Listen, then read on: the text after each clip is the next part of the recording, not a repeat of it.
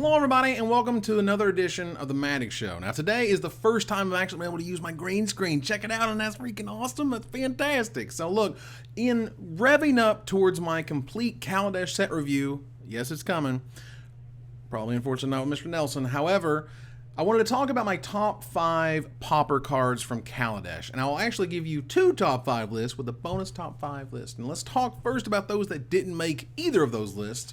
The first of which being Acrobatic Maneuver. Acrobatic Maneuver is a really cool flicker effect that lets you draw a card. Cantrips are awesome, that's fantastic. However, momentary blink exists, and as a result, not so great. Aviary Mechanic is next, and it could actually... Aviary Mechanic, obviously, very much like Core Skyfisher. You play it, you get to pick up a permanent, that's awesome. However, Reality Acid is really the only kind of card that combos with it, and Acid Trip is the Pauper deck that goes along with that card, and it's just not good enough. It's just not competitive enough to compete. So it's close, but it's just not there. Self-Assembler is next. It could get there. It is very much sort of another Squadron Hawk type creature. It's difficult to say that that decks like Tron, who don't really have access to white mana, or don't usually use white mana, want to play a card like this. I mean, endless 4/4s are kind of endless 4/4s, you know, for that amount of mana. You usually have a ton of mana you want to put stuff into, so I would not be surprised if I saw it see play, but I think it's just kind of on the outskirts. And the last one I want to talk about, partially because I think we're just so jaded and kind of spoiled these days, is Pima Outrider. Pima Outrider is a 4/4 for 4 that tramples. Like, you know, those used to be like rare. Those used to be like, oh my god, I can't believe what they're doing. Those used to be really powerful, incredible stats. And it's actually not even a 4/4 for 4. It could be a 3/3 trampler and a 1/1. It could be 2 different bodies, or it could be one body, and it's still not good enough. Ugh, that's insane. Anyway, let's get started with number 5. Number 5 is Fragmentize. Now, it's a 1 mana spell, which is awesome, super cheap. It does have some restrictions. However, going up to 4 converted mana cost, I think is significant. Yes, the sorcery speed is still good enough in my opinion. It's able to destroy things like boggles. Like, you want more disenchants, you definitely want cheaper disenchants. And this is the thing that can do that for you. It mucks up affinity. Like, it doesn't have a ton of targets, but it sure has those lands, and it can destroy all their lands in turn 1, destroying their land. I mean, Stone Rain, about as good as it gets. So it's one of those, like, it can't destroy things like Mirror Enforcer and Spire Golem, so that kind of hurts, but I do think it's a really awesome sideboard option for Pauper, and I think it's a great addition to the set. Number 4 is Takedown. Speaking of Spire Golem, this guy's got him.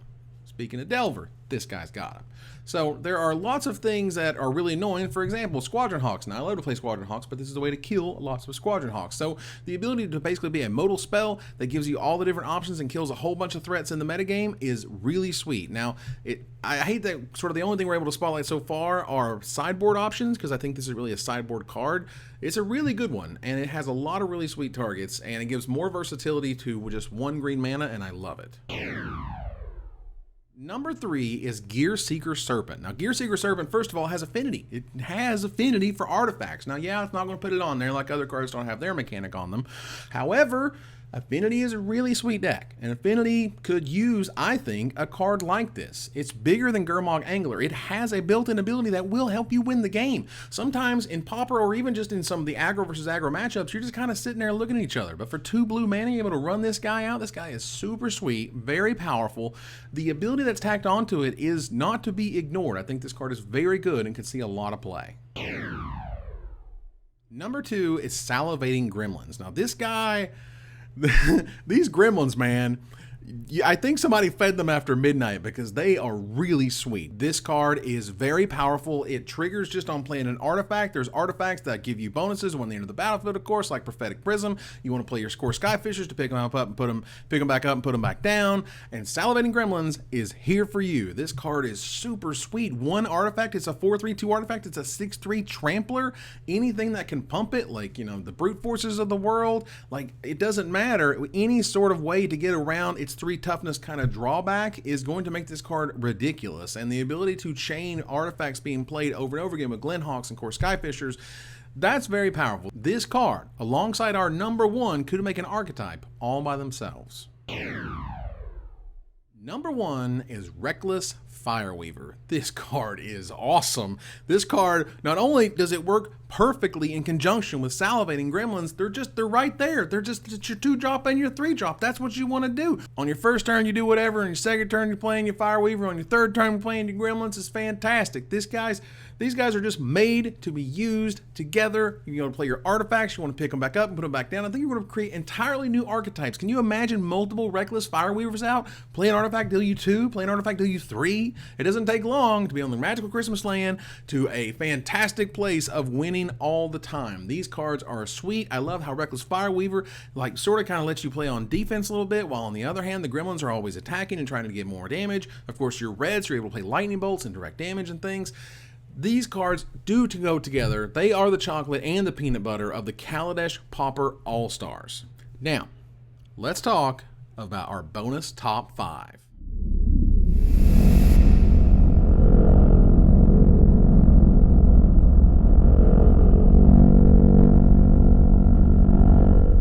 Bonus top 5 is energy cards. So check this out. The first up, Wood Weaver's Puzzle Knot. Probably the most efficient way to get energy counters, and I'm okay with that. This card is probably going to see a lot of constructed play like standard play, but we could see it in Pauper. I think there is an energy deck in Pauper, and this is going to be the linchpin that is basically in all of them. It is going to be green based, and let's take a look at some more. I think Thriving Rhino also goes into the energy deck because it is a very powerful green creature. It just continues to get larger and larger. It's a 3 mana, which essentially turns into a 3/4, which turns into a 4/5. It encourages you to attack. You only have to spend 1 energy to boost him. It doesn't take long for this guy to become an absolute monster that must be answered. And not only do I think he's playable in Pauper, I think you could maybe see some constructed play, but we'll see. Regardless, if you're playing an energy deck in Pauper, I think this card wants to be in your deck.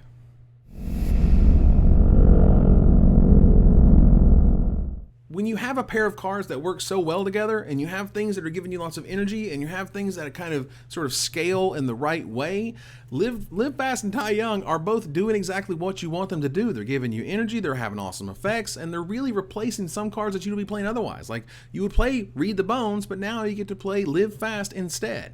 So that is an awesome way to have versatility in your Pauper deck, and in particularly in this new, what could be an energy archetype.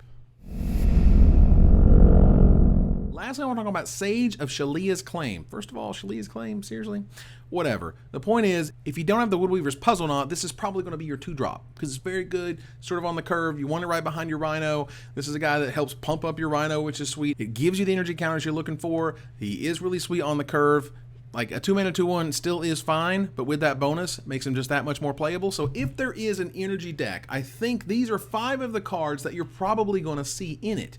Just because I think they're at the right power level, I think they work so well together, and I think Wizards really tried to develop an energy strategy that worked not only sort of on the top levels of the game, but also on the bottom, and I think Pauper could really benefit from energy, and it's really sweet. However, one last thing. Vehicles. Vehicles are they're just an enigma right now. They're just completely unknown. Now, for all I know, vehicles are overpowered. Vehicles are much like the equipment in Mirrodin. They didn't really know what they were doing, so we kind of got to take advantage of that, and cubes all over the world have cards like Bone Splitters and things because they didn't really understand how to cost them the right way. And so we have 3 vehicles that are absolutely testable. Maybe they're not awesome. Maybe they work, maybe they don't. But first we have Arata Express, also known as Snowpiercer. Don't screw that up. This is Snowpiercer, and Snowpiercer is awesome. This card is just monstrous, and so being able to kind of power this thing up and just charge on in, that card is sweet. But right behind it, we have the Renegade Freighter. 3 mana. 3 mana for this guy. Turns into basically, what, a 5/4? That's bigger than a Juggernaut, for God's sakes. And it gets trample, and it only crews for 2. If vehicles are going to work, I'm pretty sure this guy is in there because it's really cheap. It seems really powerful. It's able to be turned on. Any sort of random dork gets to turn this guy on. Turn 2, Sage of Shalia's Claim. Turn 3, this guy. Turn 4, smash in for 5 and use your energy to do something else like Die Young something. That's super sweet. This card is awesome. And lastly, I gotta talk about Skyskiff. Now, Skyskiff, 2 mana, 2/3, powered up by literally anything, whether it's a goblin token or some other small creature like your Squadron Hawk can't get in, but a 2/3 flyer can. So this card does seem pushed. And again, I think we're at a precipice where we really haven't been able to play with these cards yet, but I cannot wait. I cannot wait to see if vehicles make an impact into Magic like I think they do. And honestly, I'm hoping that Kaladesh isn't the last time we see vehicles, but until we see new ones, which I hope are in either revolt, let's take advantage of it. Let's test these things, see what's good, see what's bad. Pauper is always exciting, and I'm really excited to bring you my complete set review, which will be coming here in just a few days. Thank you guys very much for watching. Please subscribe if you like this content and want to see more. Until then, next time, Magic players, I am Evan Irwin, tapping the cards so you don't have to.